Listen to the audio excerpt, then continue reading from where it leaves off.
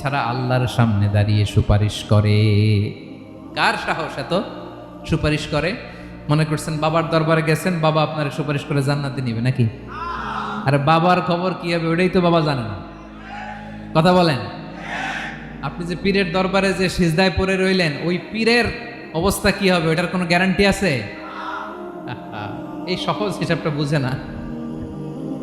আপনি যেই দরবারে যে মাথা ঘষেন, যেই দরবারে যে সেজদা দেন, যেই দরবারে যে মানত করেন, যেই পীরের পায়ের মধ্যে পড়ে থাকেন, ওই পীরের অবস্থা কি সেটাই তো সে জানে না, ঠিক কিনা?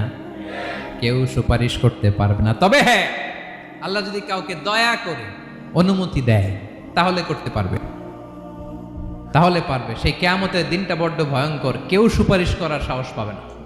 আরে আমার অবস্থা কি আমি জানি না, আমি আবার কারোর জন্য সুপারিশ করবো?